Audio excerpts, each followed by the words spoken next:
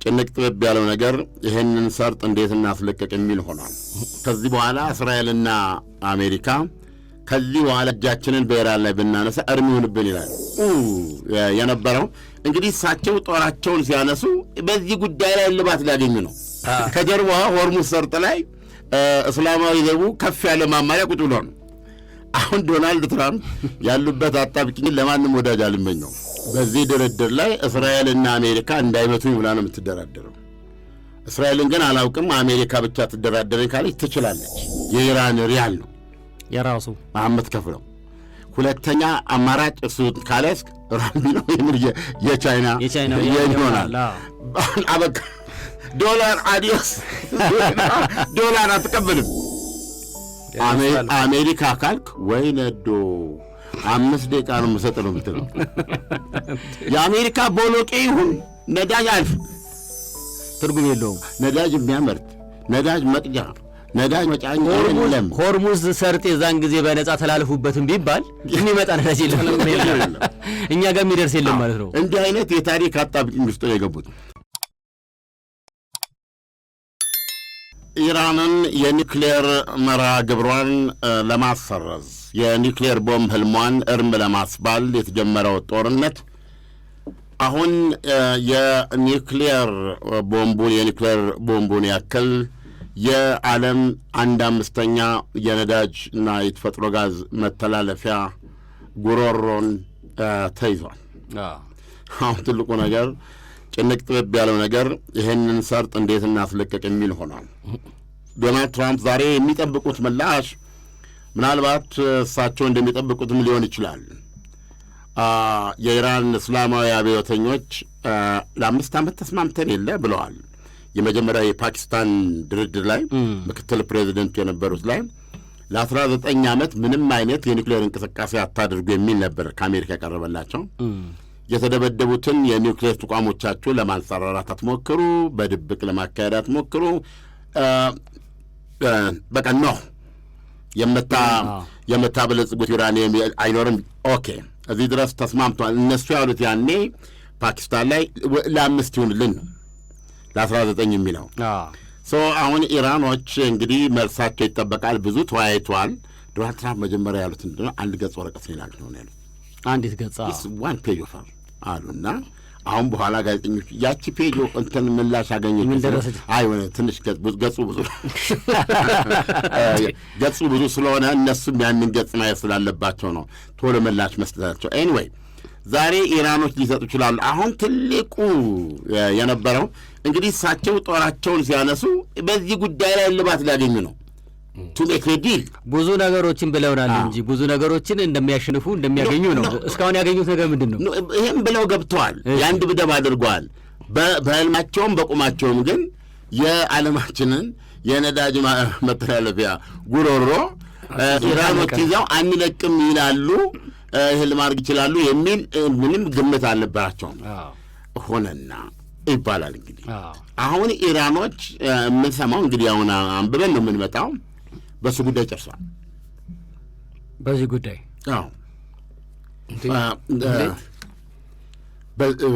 በቃ አሁን ቦምብ ይዘናል የሚሉት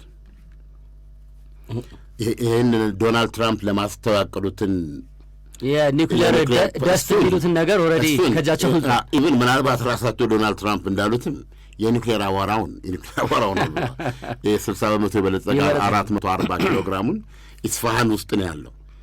ኢስፋሃን የተደበደበው ዩራኒየም ማበልጸጊያ እዛ ውስጥና መተነዋል ከላይ በእንትንና ወደ ብናኝ ተቀይሯል ነው የሚሉት። እሱ አመዱ ተሰፍሮ ይምጣልን ነው የሚሉት። ምናልባት ኢራኖች ይውሰዱታ የሚል ነገር ደርሰዋል። አሁን ኢራኖች እኔ እንደሚመስለኝ ድርድሩ ላይ ሲመጡ እሺ አቧራውን እንስጠዎት ገብቷል። በቃ የዚህ እንትኑን ነገር እርም ይሁንብን የኒውክሌሩን። ኦኬ ስለዚህ ምን ያገኛሉ ይህን በማለት ኢራኖች አንደኛ ማዕቀቡን ያስነሳል። ማዕቀቡ ይነሳል። የተቀመጠ የታገደ ገንዘብ አለ ከ100 እስከ 120 ቢሊዮን ዶላር። እንደገና ደግሞ ከዚህ በኋላ እስራኤልና አሜሪካ ከዚህ በኋላ እጃችንን በኢራን ላይ ብናነሳ እርም ይሁንብን ይላሉ። በእነሱ ስላልፋ ሜካኒዝም ያስፈልገዋል። ኢራኑ አሰራሱ እውቅናውን ትሰጣለች። ያው እንደ ሌሎች የአረብ አገሮች ከእስራኤል ጋር የሚኖር ዲል ይኖራል እንደ ሀገር ማወቅ ማለት ነው። አሁን ኢራን አታውቃትም እስራኤልን። ባታውቃት በተግባር ይህንን ምት ለማስቀረት ከእስራኤል ጋር መስማማት አለባት።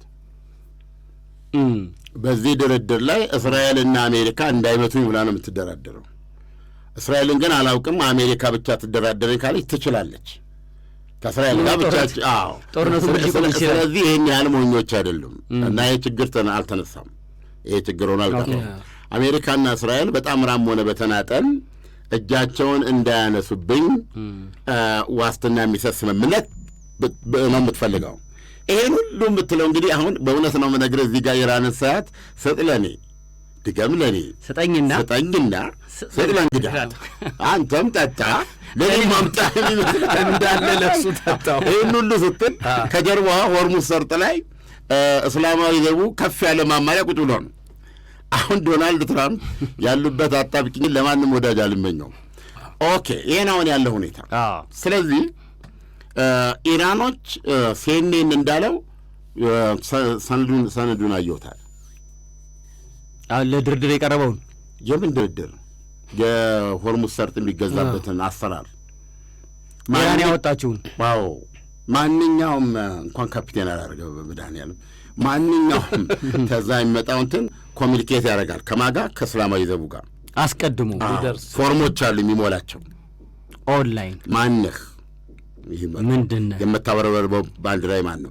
የፓናማ ፓናማ የምትባል አገር ስለማጠይቅ በእሷ ስም ማየት ነገር የለም። ጠላት የላትም ውስጥ አሁን ፓናማ ስትል ኩባንያ ይባላል። የመርከቡ ኩባንያ ከሬ ስታረገው ወዲያ መጣው ፎርም ከሞላ በኋላ ነው የምታልፈው። በማለፍ ሂደት ላይ እኛ ኢራኖች ስናጣራ መረጃው ትክክለኛው የተገኘ እንደሆነ ውርድ ከራሴ የሚል ነው። ተመልከት እንግዲህ ይሄን ታረጋለህ፣ ከዛ ተመናለ ኦኬ አለ። ስለዚህ ማንኛውም እንትን ከዚህ በኋላ ባህረተኛ ሲወጣ በምን መልኩ እንደምጠየቅ ቼክ አጽፎ ይሁን በቼክ መንገድ አሰራር ይሁን አይታወቅም። ገንዘቡ ግን ይሆናል ተብሎ የሚጠበቀው በኢራን ዲናር። የኢራን ምንድነው ገንዘቧ? እንደ የሳውዲ አረቢያ አይነት ነው። ሪያል ነው የሚባለው። በእሷ ገንዘብ ነው። በፊት በቻይና ብላ ነበር። የቻይና ምንድን ነው? የቻይና ጃፓን ነው። ቻይና ራምቢ ነው ምናምን ብለው ይጠሩታል። ራምቢ ብለው ይጠሩታል። ዩዋን ነው የቻይና ገንዘብ ዩዋን። ግን ራምቢ ይሉታል። በሱ ነው ነበር ያለችው። እንግዲህ ወይ ሶስት አማራጭ ገንዘቦች ልታቀርብ ትችላለች። አንደኛ የኢራን ሪያል ነው የራሱ የምትከፍለው። ሁለተኛ አማራጭ እሱ ካለስክ ራምቢ ነው የቻይና ይሆናል። አበቃ። ዶላር አዲዮስ። ዶላር አትቀበልም። ስለዚህ ይህን ነው ስትራቴጂያቸው። እስካሁን ባደረጉት መንገድ ለአንድ መርከብ $2 ሚሊዮን ትከፍላለህ። ገብቶሃል? ምናልባት የመጨረሻ ስምምነቱ ላይ ግድ የለም አንድ ይሁን ሊሉ ይችላሉ። ምንም አልክ ምንም፣ ግን እርግጠኛ በሆነ መንገድ እስከ $7 ቢሊዮን ያስገኛቸዋል የሚባሉ በአመት።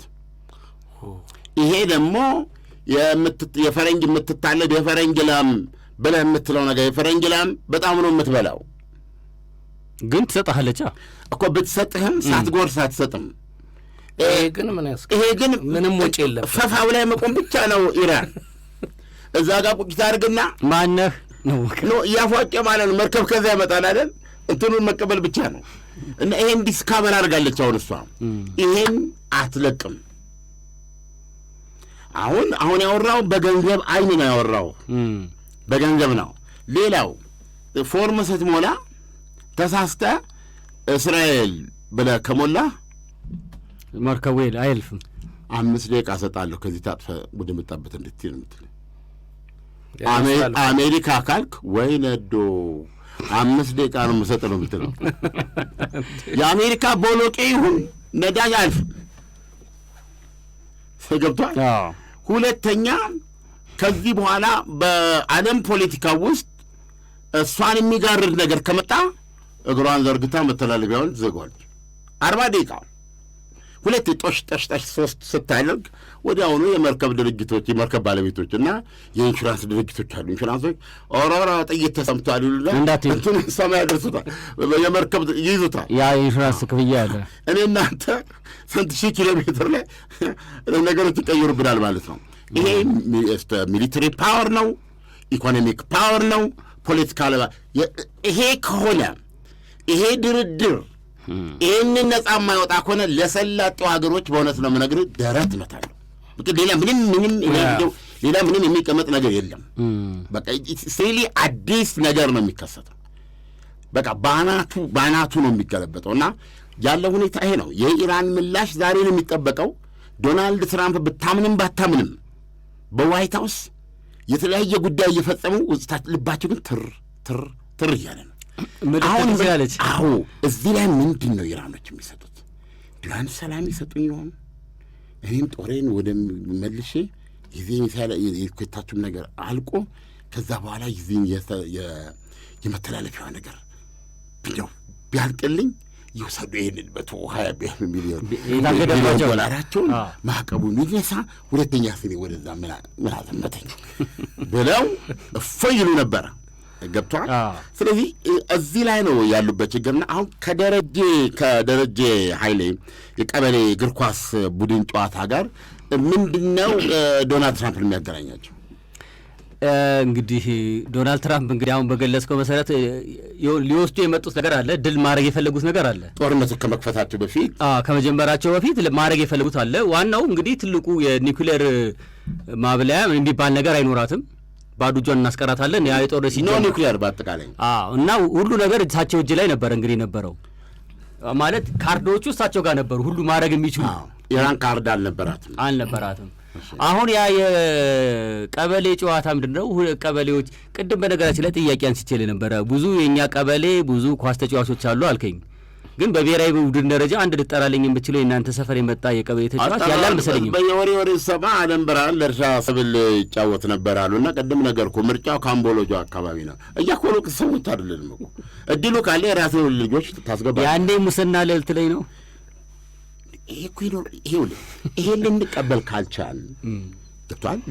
ለውጥ እኮ ለማሰብ መጀመሪያ ችግሩን ማወቅ አለ። አሁን አንተ እርግጠኛ ነህ አንተ ራስህ አንተ 4 ጎረምሶች ቢኖሩ እንደው ዝም ብለው ግቢ ውስጥ ኳስ ስለሚጫወቱ እድሉ ካለ ሁለቱን በ8 ቁጥርና በ4 ቁጥር ቦታ የአንተ ልጆች ታስገባለህ። እንደዚህ ነው የምታደርገው። ሳይችሉ ቀርባዳሪ ነው ሳይችሉ ይለምዳሉ። ምን ችግር አለው? እነሱን ታደርጋለህ። ከዛ ደግሞ ሁለቱን ያጎት አንድ ልጅ አይጠፋም። ደግሞ ትሄድና ትንሽ እንትን ለማስመሰል ነው የምትሄደው። ይሄ እኮ ይገደለን አይደለም እንዴ? በውቂያ የታዲያ ሁሌ ስታወሩ የምንሰማው ይሄ ምንድን ነው? በቲፎዞ በውቂያ በምናምን የሚባለው ነገር ምንድን ነው? አንድን ነገር ለቫሊዩ ለራሱ ስትል ገብቶሃል። ከራስ አምሮትና ፍላጎት ውጭ ለሆነ ግን ጠቃሚ መሆኑን ለምታውቀው ነገር ይህም ደግሞ እንትኖች ለሆኑ ፎር ዘ ጄኔራል ኩች ብለህ የመምረጥ አቅማችን በጣም ዝቅተኛ ነው። በዚህ ምክንያት ነው ለመራመድ የሚያስቸግረን። አንዳንድ ቀን ጨክነህ የራስን ኤጎ የራስን ፕሪጁዲስ የራስን እኔ ባይነትን አድርገህ እኮ አንድ ሰው ማሳለፍ አለብህ።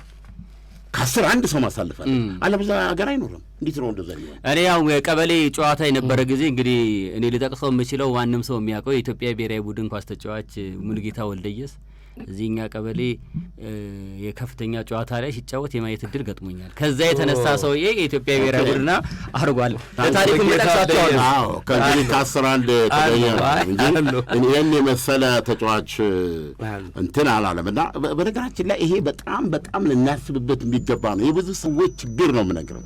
30 ጊዜ ሽልማት ሲዘጋጅ ገብተዋል። በሽልማቱ ላይ መምረጥ የሚፈልጉት ከሽልማቱ ጋር የተያያዘ ሜሪት ሳይሆን አይደለም ማንን ልሞሽርበት ገብቶሃል። በዚህ በኩል የእኛን ካምፕ እንዴት አድርገን እናራምደው፣ የእኛን አስተሳሰብ የእኛን ቡድን የሚል ነገር ነው። ይሄ ደግሞ ብዙዎች በአይናችን በብረቱ የምናየው እኮ ነው። አሁን እኛ 50 ምናምን ሞልቶናል። እኛ እውነቱን ለመናገር ወደ ቁልቁለቱ የምንሄድ ነን። እንደ ያርዝመልን ነው የምትለው። ግን እነዚህ ያሉ አሁን 20ዎች ውስጥ 30 መካከል ያሉ አሉ። እነሱን ተጠቃሚ እናደርጋቸው። በእውነት ከኛ እዚህ ወተን ጥርስን ነክሰህ አንድ ለሰራ ሰው ድል መስጠት ነው። ስለ ስራና ስለ ችሎታ እንትን አድርገው ስኖት ከአንተ ጋር ባለው እንትን አታድርገው እና ሙሉጌታ ወልደየስ ከእናንተ ከተማ ከዛ ከተመረጠ ነው ዜና ነው። ቀጥል። እና የቀበሌ ጨዋታ ነው እንግዲህ ቀበሌ 11 እና ቀበሌ 07 ለዋንጫ ይቀርባሉ እና ደረጀ ሰፈር ነው። እና የቀበሌ 11 ኳስ ተጫዋቾች ሰፊ እድል አላቸው።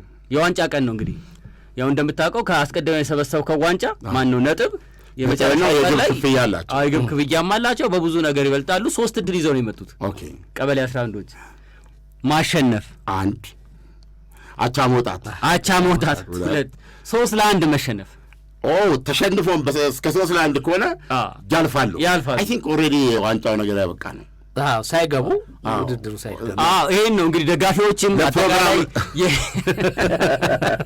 ለሴሬሞኒ ነበር የመጡት። ሴሬሞኒ እንዲሟላ ታሪክ እንዲቀጥል ይጫወቱ። አሁን ከትራምፕ ታሪክ ጋር ለማገናኘት እስከ መጨረሻው ይሄን የኳስ ጨዋታ ውጤት መከታተል ያስፈልጋል እኮ። ትራምፕ ከጦርነቱ በፊት ይሄ ሁሉ ይዘው ነበራቸው እና 3 እድል ይዘው ሲገቡ ያው የቡድኑ ተጫዋቾች፣ ደጋፊዎች፣ ቤተሰቦች ሁሉ ቅድም ልክ ባነስታችሁት መልኩ ኦልሬዲ ዋንጫው የኛ ነው። ጭፈራው ተጀምሯል። ኦልሬዲ ማሊያ ሁሉ ተዘጋጅቷል። ሻምፒዮን እኛ የዘንድሮ የሚል እንኳን ደስ ያላችሁ የሚል ነገር ባንዲራና ምናምን ተጀምሯል፣ ተሰቅሏል። በሬው ተገዝቶ እርድ ተጀምሯል። እርዱ ገና ነው። እርዱ ተጀምሯል። ወደ ጥብስ ወደ ምናምን አትግቡ የሚገቡት ጥብስ እንደውልላችሁ ነው። ወዲያው እንደዛ አይነት ነገር ነው ያቀረቡትና ተዘጋጅቷል። በጀት በበቂ ሁኔታ ይዛ የቀበሌ 11 ሰዎች ቶሎ እንትንም ያስፈልጋል ሲባል ቶሎ ይፈርማሉ። ጨዋታው ገና ሊጀመር ሰው ገብቷል ሜዳ ውስጥ አለ እና ያው የድሮ የቀበሌ ሜዳ ዳር ላይ ነው ድንኳን ይጣላል። የክቡር ትሪቡን የሚጻፍበት ክቡር ትሪቡን አለ። እዛ ላይ ከቀበሌ የመጡ ወንበሮች እና ክቡር እነሱ ብቻ ጥላ ያገኛሉ። ሌላው አማራ ችግር የለም የሚጣፍጥ አማራ ነው። ሌላውማ ዳር ላይ ነው የሚቀመጠው። ከዛ የክብር እንግዳ አለ። የክብር እንግዳው የቀበሌው ሊቀመንበር አሉ። በእሳቸው አመራር ጊዜ የመጣ ድል ነው ይሄ እና እሳቸው እና ቤተሰቦቻቸው እንዲህ ማለትም ሳያስፈልግ ቡድናቸው 3 እድል ይዞ ነው የሚገባው እና የቀበሌው አመራር ደረታቸው ሊነቡ መብታቸው ነው። እሳቸውም እኮ እንደኛ የቀበሌው ሰው ናቸው።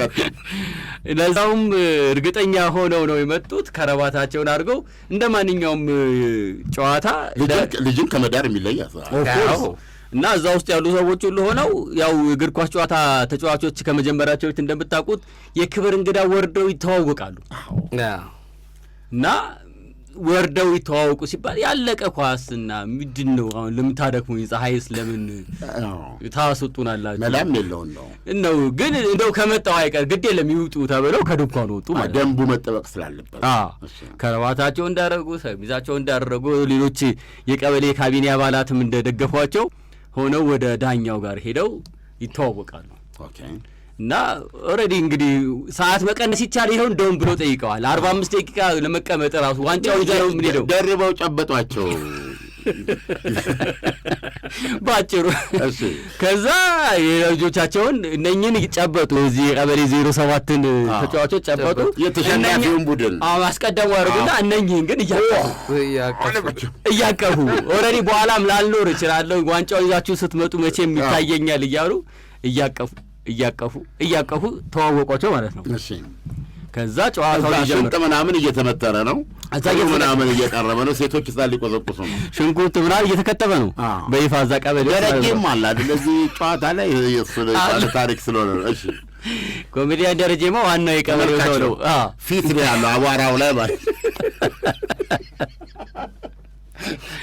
እሺ ጨዋታው ይጀምራል። እንደማንኛውም ፊሽካ ይነፋል። ጨዋታው ተጀመረ። እነኚህ 3 እድል ይዘው የገቡ ናቸው። እነኚህ ማሸነፍ ብቻ ነው ይዘው የገቡት እድል። ጨዋታ ይካሄዳል። የመጀመሪያው 45 ደቂቃ በሰላም ይጠናል። ባዶ ለባዶ ያልቃል። አይ ቲንክ አሁን ድል አሁን በቃ የቀሩ ሌሎች ፍየሎች ነበሩ። እነሱ ቢታረዱ የሚጀመር ችግር አንድ እጀታውን የዋንጫውን ይዘዋል። አሁን ምንም ጥርጣሬው ተወገደ እንደው አይታወቅም። 1% ነበረ። አሁን እሱም ተነሳ። ረዷቸው ፍየሎች እና በሮች ተጀመረ። አራጅም ወደዛ በቃ ጨዋታውን እኔ እዚህ ከመመለከት 45ቱን ጨርሼ ያለው አይ ቲንክ መጥበስም ተጀምሯል። እሺ ሁለተኛው 45 ይጀምራል። ይሄ እኮ እዚህ ላይ ምን ዶናልድ ትራምፕ ሊያቅ ነው ተወው እኮ ነገ ይፈርማሉ በመስቀል ያልቃል የሚሉት ነገር ማለት እሺ በመሃል ጨዋታው ሁለተኛው 45 ይጀምርና እስከ 35ኛው ደቂቃ ድረስ የሁለተኛው 35 ደቂቃ ድረስ ሰላም ነው። ከሞላ 10 ደቂቃ ነው የቀረው። 10 ደቂቃ ነው በቃ መብላት ጀምረዋል አንዳንዶቹ። ቶሎ የክብር እንግዳ አንስተው ያችን ዋንጫ ሰጥተው ለልጆቻቸው ወደ ቁርጣቸው ለመሄድ ጓጉተዋል። እና 10 ደቂቃ ሲቀር አንድ ኳስ ከግራ በኩል በክሮስ ሲደረግ ያቀበሌ ኒክሌር ቦምብ ነው እኔ እንደራሴ እየመሰለኝ ነው። ከዚህ በኋላ መሸነፍ አልቀበልም። ሪያሊቲው ነው የተፈጸመው ነገር። ከግራ በኩል የቀበሌ 07 ተጫዋች ክሮስ ሲያደርግ ከየት መጣ ሳይባል 8 ቁጥሩ በቴስታ ሲለው መረብ ላይ ኳሱ ይገባል። ማሙል ነው ግን ኦኬ ገና አንድ ነው ያገቡ 1-0 ሶስትም ቢያገቡ ደቂቃው ደግሞ ወደ 8 ደቂቃ ሄደ። ወዲያው ጨዋታው እንደተጀመረ ማጥቃት ይጀምራሉ ቀበሌ 07ቶች።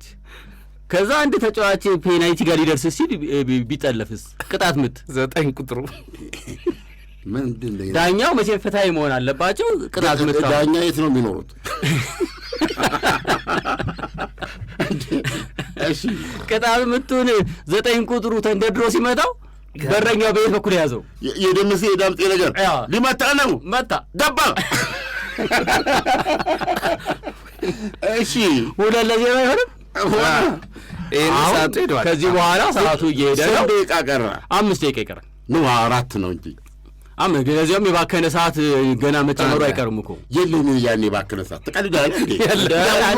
ያው ልጅ ተቀምጦ ነው የለም ዲስኮ ሰዓት የመጣበት ሰሞኑ ኖ ቲፎዞ አይሄን አይፈቅድም። አልነበርክም ማለት ነው። ታሪክ አታውቅም። ግን አልቢተሩ ይሄን ይፈቅዳል። ደሬ እንደነገረኝ ከሆነ ይኸውልህ አንደኛ ሰዓት ዲስኮ ሰዓት የመጣበት ሰሞን ነው። ኤቭሪቤዲ ሰዓት ይዟል። መታመም አለ ያኔ እኮ አንተም በምትለኝ ጊዜ እኮ ሰዓት ያላችሁ ሰዎች ጥቂት ናችሁ እዛ አካባቢ። ዳኛው ጋር ብቻ ሰዓት ያለው ፈረንሳይ ሰዓት አንወድም። ሰዓት መግዛት ለማንወድ አንይዝም።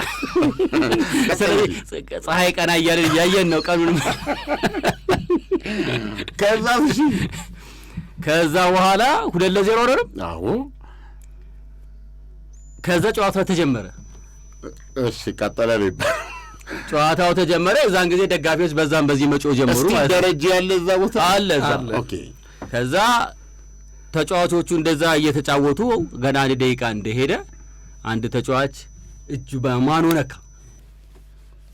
ፔናልቲው ላይ እንግዲህ ማወራው ስለ ደርግ ዘመን ስለሆነ ቫር ምናምን እንዳትሉ የለም። በቃ ዳኛው ግን በአይን በብሌናቸው አይተውታል። ቤዚካሊ ዳኛው ያደላሉ ነው ምን ነው ያኔ ዳኛው ተቀውላቸው አንቀበልም እንዴ ሲምፕል ማኑ ከተነካ ዳኛው እኮ እዛ ጋር ያሉት ሪያሊቲ ያለበት ነው። እኛ አንቀበልም ነው የጨዋታው ግግር ነው። ዳኛው ሊቀጥሉ ይችላሉ። ግን ካለኛ ያኔ ልምድ አንደኛ በዚህ ሞመንት ላይ ብዙ ጊዜ ዳኞች ዳኝነት አይሰጡም። በቃ ይሄን ሞመንት ጠብቀው ለማሳለፍ ያለ ኤኒዌይ ዳኛ ፊሽካ ነፉ። ዳኛው አንደኛ ፊሽካ ነፉ። አጠገባቸው ነው የቆሙት በእጁ ሲያጨማልቀው ኳሱን ሊቀመንበሩ አሉ። ስታዲየሙ ጥርንቅ ያለው በቀበሌው ነዋሪ ነው አይደለም። አንዳንዶቹ ጫፉ ላይ መስማር የተመታበት ዱላ ይዘዋል። ግን ያው ውጤቱ የታወቀ ስለሆነ ይሄን ያህል ዝግጅት አልነበረም። በእውነቱ ያ ቁርጡ ወረደ እንደው አንዳንዶች ጀምረዋል እንል እንችላለን እዛ ያለውን ነገር። ግን ዳኛው በአይናቸው ያዩት ነገር ሊክዱ አልቻሉም። ደግሞ በጣም ታዋቂና በጣም ምስጉን ዳኛ እንደሆኑ ነው ደረጀ ሲያወራ የሰማው። እና ያን ሪጎሬ ግድ መስጠት ነበረበት። እንዳሸናፊው ቀበሌ ወይል እንደዛ ላያቸው ይችላል። አሁን ጎል እያገባ እንዳለው ቀበሌ ቲፎዞ ከሆነ የምትለኝ በዚህ ደረጃ ላያቸው ይችላል። ኦኬ ምን ተፈጠረ? ሪጎሬ ሰጡ። ሪጎሬ ሲሰጡ 3ኛ ጎል መሆኑ ነው እንግዲህ 3-0 ሪጎሬ አይመታም በሚል ጭቅጭቅ ተነሳ። አሁን ባለፈው በሴኔጋልና በማን ነው በሞሮኮ መካከል እንደነበረው አይነት ነገር ሊፈጠር ታሪክ ራሱ ይሄ ነው መሆን ያለበት። እሱማ የእግር ኳስ ስፖርታዊ ጨዋነትንም ማክበር ስላለባቸው የክብር እንግዳው ሊቀመንበሩም እዛ ስላሉ የግድ የዛለት የሆነው ግን የቀበሌ ስንት ናቸው? የቀበሌ 11 ሰዎች የቀበሌ 11 ሰዎች ማኑ አይደለም ይሄ ሪጎሬ አይመታም አሉ። ይሄ ነው የማውቀው እኔ። አክቹዋሊ የሆነውም እንደዛ ነው። ከዛስ ነው ቀጥሎ አይ ሪጎሬውማ ተመታ። ሪጎሬው እንዲመታ ተደረገና ግዴለ ይሞከር ሊሳት ይችላል በዚህ ወቶ ዛጋቶ ተብሎ ቲቮዞ ተደረገ። ተጫዋቹ ተንደረደረ። ከዛ በኋላ ሮጠ። ከዛ በኋላ ኳሷን መታት። ከዛ በኋላ የተፈጠረው ነገር ሶስተኛው የዓለም ጦርነት እዛ ሜዳ ውስጥ ተከሰተ። አስመቱት ይስታል በሚል ግምት በመጀመሪያ መረብ የለም የዛ ልጅ ስንጫወት ስቲል ፎሪ ነው ለማለት ከዛ በኋላ የተፈጸመው ነገር ነው የሚገርመው። ከዛ በኋላ ሜዳው ማን ከማን አይታወቅም። ማን ወዴት እየሄደ እንደሆነ ማን ምን እያደረገ ማን ሌላውን እንደሚመታ ምንም ማለት የክብር እንግዳውስ አሁን ዋንጫውን ለመስጠት የተዘጋጀ ደግሞ ክብር እንግዳ ደረጀ እንዳወራው ከሆነ ከ15 ደቂቃ በኋላ የተወሰኑ ብሎዎች ራሳቸውን ለማዳን ከስታዲየሙ እየሮጡ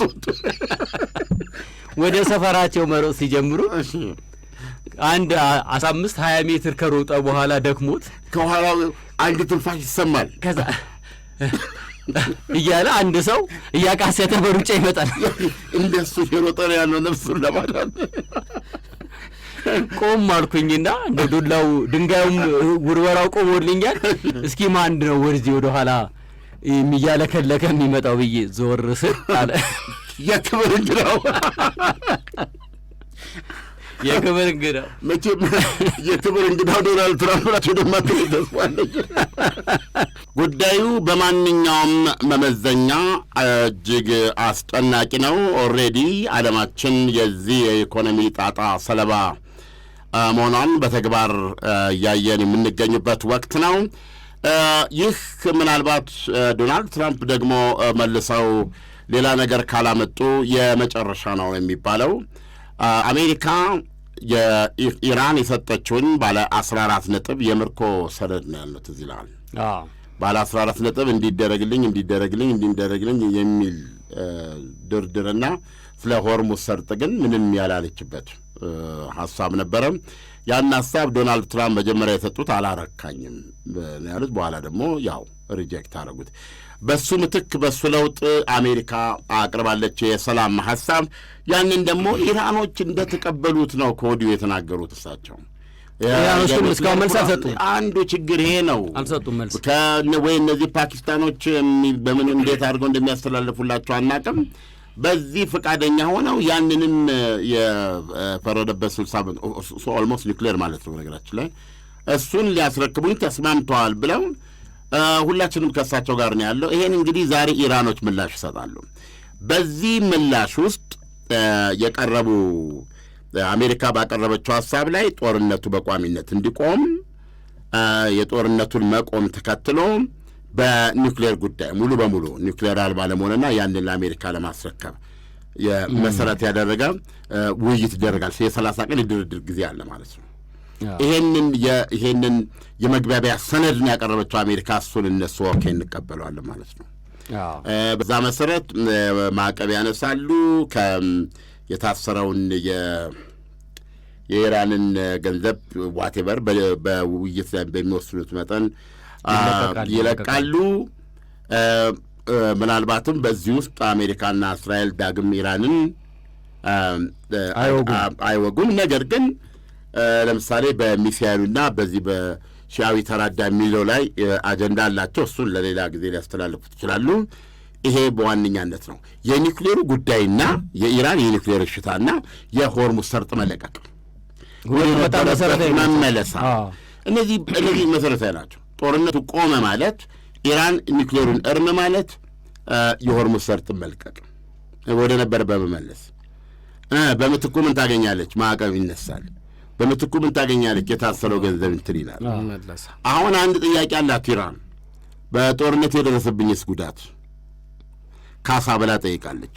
እና የሆርሙዝ ሰርጥን የምታገናኘው ያንን ካሳ ገቢ ከዛ ማግኘት ነው የሚል ነው። እሱ ነው እንግዲህ ትልቅ ክርክር የሚደረግበት 30 ቀን። ነገር ግን ይህ ጦርነት በምንምና በምንም መንገድ ዓላማ ያለው ጦርነትና በዓላማ መጠናቀቅ ካለበት ቢያንስ ኢራን የኒውክሌር ዋቴቨር አቁማ ይሄንን ታስረክባለች። በዚህ መስማማት አለባቸው። የሆርሙዝ ሰርጥ ወደ ነበረበት መመለስ አለበት። ከዛ በኋላ አሜሪካና እስራኤል ኢራን ላይ ጥቃት መፈጸም የለባቸው። ግን እኮ አሁን እኮ የሚያከራክረው ነገር እኮ ጦርነት እንደምናውቀው መሬት ላይ ያለውን ሪያሊቲ ይቀይራል። የትም ሀገር የተደረገው ጦርነት ሪያሊቲ የሚቀይር ነው። ወደ ነበሩበት የሚመለሱበት እድል አይኖርም። ማለት ኢራን ለምሳሌ ከሆርሙዝ ሰርጥ ላይ የምታገኘው ገንዘብ አልነበርም እስከዛሬ መርከቦች ሲያልፉ። አሁን ጦርነቱ የፈጠረላት እድል መጥቷል። እንደገና በዛ ላይ ኢራን ብዙ ተደብድባለች፣ ብዙ ኪሳራ ደርሷል። እና ወደ ነበረበት መመለስ ማለት እሱንም ካሳ የሚጨምር ነገር ነው። ማን ይመልሳል? አሁን ጌሙ የታይም ነው። ኦኬ ከዚህ በኋላ አሜሪካ ለመተኮስ ጥይት አልቆባታል ወይ? አሜሪካ አሁን ለምሳሌ ኢራኖች ባሉበት አቋም ላይ በቃ የሆነ አቋማችን ብለው ለመደምደም ይችላሉ። ገብቷል። ነገር ግን የሰርጡ ጉዳይ ወደ ነበረበት መመለስ በጣም መሰረታዊ ነው። ስለዚህ አሁን ይሄ በእኛ ቁጥጥር ስር ነው የሚሆነው ብለው ኢራኖች ሲያደርጉ ለውጊያ ተዘጋጅተዋል። ለውጊያ ተዘጋጅተዋል። ኦኬ ለውጊያ ተዘጋጁ አቅሙ አላቸው ወይ? አላቸው። ከየት አመጣው? ሲአይኤ እንዳለው ዋሽንግተን ፖስት ላይ ያነበብነው ይህንን ነው። ሲአይኤ ምን አለ? ካላቸው እስካሁን ከተጠቀሙበት ሚሳኤል 70% በእጃቸው ነው እና 30 ነው የወደመው። ስለዚህ አሜሪካ ዲን ማድረግ ብቻ ነው የሚኖርባት። በ30 እስራኤልንም የጠቅላላ የሰላጤውንም ሀገሮች 6 ሳምንት መዋጋት ከቻሉ 70 ቢያንስ 15 ሳምንት ያዋጋቸዋል ማለት ነው። ኦኬ ሌላው የተነሳው ጥያቄ ምንድን ነው? መተኮሻዎች ያለ መተኮሻ ወይም ሚሳኤል መተኮሻ የሚባሉት እነዚህ ረጃጅም በእንትን የሚሰሩ መኪና ላይ የሚጫኑት ናቸው። እነሱ ደግሞ ላለመመታት በጣም አስፈላጊ ናቸው። ትተኩሳለህ፣ ወዲያውኑ የጠላት መጥቶ እንዳያገኝ ቦታ ትቀይራለህ ማለት ነው። እነዚህም በተመለከተ ደግሞ 75% አላት። እንግዲያው ጦርነቱ ገና ነው። 25% ነው የወደመው ገና ነው። በኢኮኖሚው ደረጃ ይሄ አሜሪካ የጣለችባት ከበባና እቀባስ ለሚለው ከ4 እስከ 5 ወር ሬዚስት አድርጎ እንትን ትንፋሽ ይዘው መቆየት ከዚህ በኋላ ኦልሬዲ ከጀመረበት ጊዜ ጀምሮ ከ4 እስከ 5 ወር መቆየት የሚያስችላቸው ሁኔታ አለ የሚል ነው ግምገማው። ስለዚህ አሁን የጊዜ ጥያቄ አለ። አሁን ዶናልድ ትራምፕ በማዕከላዊ እዝ በነገራችን ላይ ይሄ ሁለተኛው ክፍል ነው የፕሮግራማችን። ዶናልድ ትራምፕ የቀረበላቸው እቅድ ቅድም እንዳልከው አሁን ሲታይ የሰነፎች ቦክስ ነው የሆነው። ተነካክቶ ብቻ መቆም ክንዳቸው ዛለ እንጂ የወደቀ የለም። ተመልካቹም ጥሩ ምት አላየም። እንግዳው በዳኞች ውሳኔ ኢትስ ኖት። ስለዚህ አሁን ምንድን ነው ዶናልድ ትራምፕ ተጠናቆ እቅድ ቀርቦላቸዋል። ይሄ በእስራኤሎች በኩልም ዝግጅት ተደርጎበት እየጠበቁ ነው ያሉት። የኢራንን የኤነርጂ መሰረተ ልማት መምታት የሚል እንደገና ወደ ጦርነት መመለስ የነዳጅ ጉድጓዶቿን የሚል በጣም እንትን ያለ ለአጭር ጊዜ የሚቆይ ነገር ግን አሜሪካ ሌላ ኃያል መሆኗን የሚያሳይ የጋመ ድብደባ ከ3 እስከ 4 ሳምንት የሚቆይ ይሄ በቅድ የተያዘና ዶናልድ ትራምፕ ሂድ እንግዲህ እስኪሉ የሚጠበቅበት ነው። ገብቶሃል? ታዲያ ምንድን ይሄስ ለምን አያስፈራትም ኢራንን የሚል ጥያቄ ካለ ኢራን ደግሞ እያለችው ችግር የለም ደብድቡ፣ ጽልመቱን በጸጋ እንቀበላለን፣ ጭሱን በጸጋ እንቀበላለን፣ ጭስን ተነፍሳለን። መከላከል አይቻልም። ሱፐር ፓወር ማዳን አይቻልም። ምንም የሚያደርጉት የነዳጅ ጉድጓድ የለም ሲመታ ማለት ነው። ነገር ግን የብላይ ለተባበሩት አረብ ኤሚሬትስ፣ የብላይ ለሳውዲ፣ ለኩዌት፣ የብላይ ለኩዌት፣ የብላይ ለባህሬን ገብቶሃል? ይሄን ተከትሎ ሌላው ቀርቶ ይሄ ምንድን ነው ውሃ ጣርቶ የሚጠጡበትን ዲሳሊኔሽን እንትን ራሱ የኤሌክትሪክ ይሄ ጠቅላላ እንግዲህ ስታያቸው በቸው ከተማዊ ስታይ የስልጣኔያቸው ውጤት ሆነው ጨረቃ መሬት ያለች ነው ይመስላል። ለሚሰላጡ ሀገሮች ጽልመት ነው መማር በሙሉ ፋርስ ባሕረ ሰላጤ ተከትሎ ነው ያለው። ፋርስ ባሕረ ሰላጤ የእሷ ነው ተከትሎ ነው ያለው። እመደምደዋለሁ የሚል ነው የኢራን። ኢራንን በዚህ ደረጃ ጽልመት ውስጥ የምትከቱ ከሆነ እኔ ሰላጥ ምን ይዤ ጽልመት ውስጥ እንገባለን። ይሄ ደግሞ ጽልመት በጽልመት ከሆነ ዶናልድ ትራምፕ ከዋይት ሃውስ ሲመለሱ ሆርሙዝ ሰርጥ ተከፈተ አልተከፈተ የ11 ቀበሌ ታሪክ ሊመጣባቸው ነው። ከዛ በኋላ ሆርሙዝ ሰርጥ ተከፈተ አልተከፈተ ምንም ትርጉም የለውም። ነዳጅ የሚያመርት ነዳጅ መቅጃ ነዳጅ መጫኛ የለም። ሆርሙዝ ሰርጥ የዛን ጊዜ በነጻ ተላልፉበትም ቢባል የሚመጣ ነዳጅ የለም፣ እኛ ጋር የሚደርስ የለም ማለት ነው። እንዲህ አይነት የታሪክ አጣብቂኝ ውስጥ ነው የገቡት። ስለዚህ አሁን አሜሪካና እስራኤል በዚህ መንገድ የሚሄድ ከሆነ ውስጥ ለውስጥ ይቅርታ ብዙ ቢሊዮን ዶላር የመከላከያ ሸጣለች አሜሪካ ፈቅዳ ማለት ነው። አሜሪካ በዚህ በኩል ኢራንን እየደበደበች በዛ በኩል ደግሞ በተባበሩት አረብ ኤሚሬት እጅ ላይ እጇን ደርባ አየር መከላከያ ሆን ወታደሮች አስፈላጊ ከሆነ ወታደር አውርዳ የኢራን ጦር ኃይል ቆርጣ ብዙ ነገር አለው። እዚህ ድረስ ሊሄዱ ይችላሉ ወይ? ከዛ እንግዲህ አንድ ብልጭታ ከተነሳ ግባ ነው ሁሉ ነገር። እዛ ድረስ ለመሄድ ወኔውን ቁርጠኛነቱም ሂደቱም አላቸው ወይ? ዶናልድ ትራምፕ የአሜሪካ ኢኮኖሚውስ አሁን እንኳን ባለበት ደረጃ እየተንገዳገተ ነው። ኢኮኖሚ ይችላል። ነዳጁስ ዛቴዝ ነው ዘይቹ ኖ ሶሳይቲ አሁን በነዳጅ የተነሳ ሰውዬው ይሄዳሉ በሙሉ ልባቸው፣ ውጊያ ውስጥ ይገባሉ በሙሉ ልባቸው። ያ ዛስ ጥያቄው ይሄ ነው። አሁን ኢራኖች የሚያውቁት የቁጥቁጥ ጦርነት መሆኑን ያውቃሉ። ዶናልድ ትራምፕ የተናገሩትን ሲናገሩ አሁን በዚህ በሁለት በሶስት ቀን ያልቃል ይላሉ። ይሄ ምንድን ነው? እኔ ኤረኒ ነው ለምሳሌ ነው የምነግረው። ገብቶሃል? ትመጣለህ በተራ ቦክስ ተመልከተው አይደለም እንዴ? ቦክስ ትጋጠም ገብተህ ቦክስ ተጋጥመህ አገጪን ምናምን መታኛል። ሪሊቲኒ ዞር እያለብኝ ነው። ግን እንበል አንድ የኛ ፊለር የኔ ኮርነር ሰው እዛ ኮርነር ጋር ምን ሰማ መሰለህ? ከአንተ ጋር ደግሞ ለኛው ጋጠም ያልበ አይ ስንተኛው ዞር ላይ ነን ብሎ ጠየቀ። ሲጠይቅ እሳቸው 10 ዞር ነው እንግዲህ ውድድሩ፣ ሁለተኛው ኮላው ላይ ያለቀው ገና ሲሉ 8 አለ ገና ምችል አይመስለኝም ሲል ሰማ ያኛው ነው። አሁን ትልቁ አደጋ ያለው ይሄ ጦርነት ወደ ቁጥ ነው። ኢራን መጀመሪያ ያለችው ምንድን ነው? ይሄ ኬኔቲክ የሚሉት በእነሱ አጠራል፣ ወይም ደግሞ ይሄ ለአንድ ጊዜ ለተወሰነ ዓላማ ሊሚትድ ምናምን እንደሱ አልፈቅድም እኮ ነው ያለችው ለዶናልድ ትራምፕ። ጦርነቱን ከተኮሱ ከቆመ መቆም ነው ያለበት። ማራቶን ነው የምሰጠውት፣ ረጅም ጊዜ የሚቆይ ጭቃ ውስጥ ነው የምገባው። ተያይዘን አንደባልል ይወጣሉ፣ አንደባልልኛል የለም በቃ ጦርነት ውስጥ ከገባን ማራቶን ለመሮጥ ተዘጋጁ ነው ያለቻቸው። እሳቸው ደግሞ እውነቱን ለመናገር አርጋው ጨርሻለሁ ለማለት በተለይ ምንድን ያቺ ጎረቤት ሀገር ታይዋን ነው እቺ ማዱሮ የተያዙባት ቬኔዙዌላ መጥፎ ትምህርት ናት እሷ። 4 ቦታዎች ላይ ነው ኳ አንጓውን ሰበሩ፣ እዛ ጋር አደረጉ፣ ሰውየውን ጨለፉ፣ አበቃ። አሁን በዚህ ፓተርን ነው የገቡትም ኢራኖች ወደ ማራቶን ቀየሩት ማለት ነው። ማራቶን ለማሸነፍ ደግሞ በጣም ትፋሽ ጠይቃል።